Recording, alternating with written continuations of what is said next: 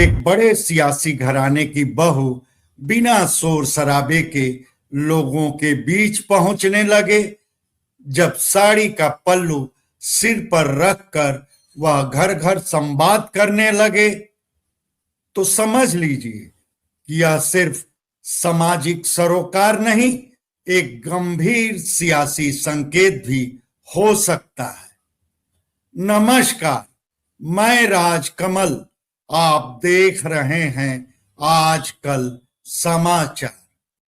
हमारी आज की कहानी है एक ऐसे सियासी हलचल की जिसकी गूंज बलिया के गांवों से लेकर लखनऊ, दिल्ली के पावर कॉरिडोर तक सुनी जा रही है।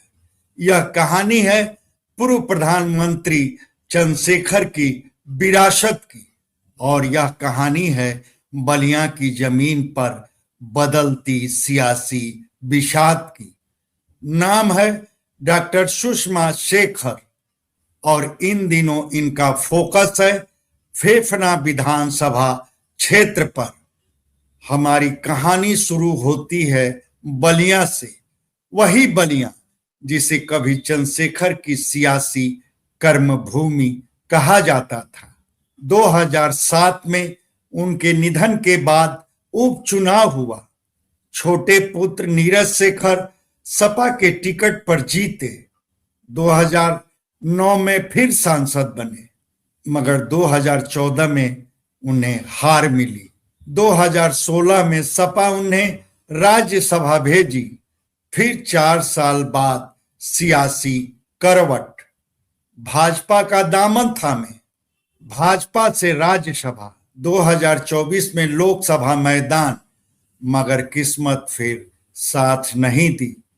और अब इसी साल जुलाई में राज्यसभा का कार्यकाल भी खत्म हो रहा है। हाल ही में केंद्रीय गृह मंत्री अमित शाह से मुलाकात सियासी गलियारों में चर्चाओं की वजह बन गई है। मगर हमारी आज की कहानी नीरज शेखर की नहीं है, बल्कि कहानी उनकी पत्नी की है, डॉक्टर सुषमा शेखर।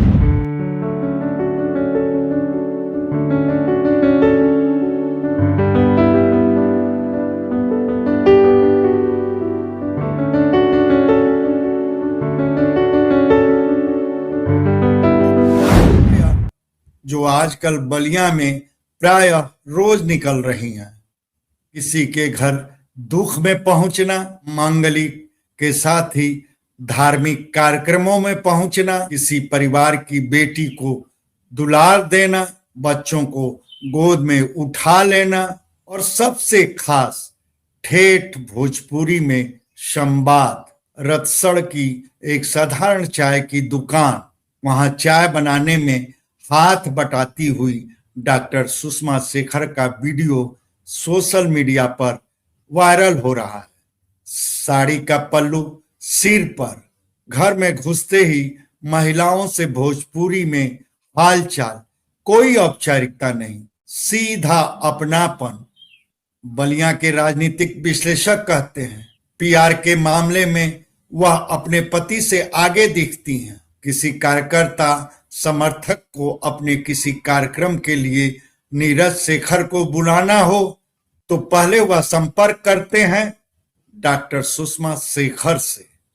खास यह कि भाजपा के स्टिकर लगी अपनी गाड़ी से डॉक्टर सुषमा शेखर कभी अपने ससुर और पति से जुड़े रहे समाजवादियों के घर भी पहुंचने की कोशिश कर रही हैं। खैर, अब सवाल, फोकस आखिर फेफना ही क्यों?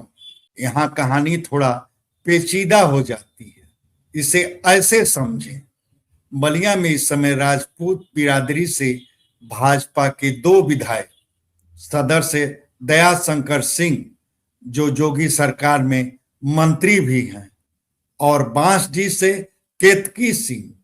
तो 2027 में समीकरण क्या होगा अगर भाजपा डॉक्टर सुषमा शेखर को मौका देती है?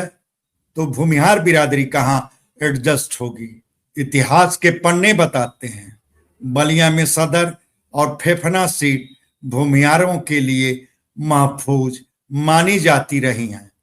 और यही वजह है कि राजनीतिक हलकों में सवाल भी उठ रहे हैं। क्या 2027 में फेफना से भाजपा टिकट की दावेदार होंगी डॉक्टर सुषमा शेखर? हालांकि जातीय गणित अपने हिसाब से चलता है, मगर राजनीति में सक्रियता, छवि और जनसंपर्क भी कम मायने नहीं रखते। तो क्या यह सिर्फ सामाजिक सक्रियता है या 2027 की सियासी तैयारी? क्या फेफना में एक नई सियासी पारी की भूमिका लिखी जा रही है या यह सिर्फ विरासत को जमीन से जोड़ने की कोशिश है? जवाब वक्त देगा, मगर इतना तय है, बलिया की राजनीति फिर करवट ले रही है। इस सिलसिले में आपकी राय क्या है, यह हमारे कमेंट बॉक्स में जरूर बताएं। धन्यवाद। रिपोर्ट यशवंत सिंह। आपसे आग्रह है कि हमारे वीडियो को लाइक करें, शेयर करें, चैनल को सब्सक्राइब करें और फेसबुक यूजर हैं तो हमारे पेज गाजीपुर आजकल समाचार को फॉलो करना ना भूलें।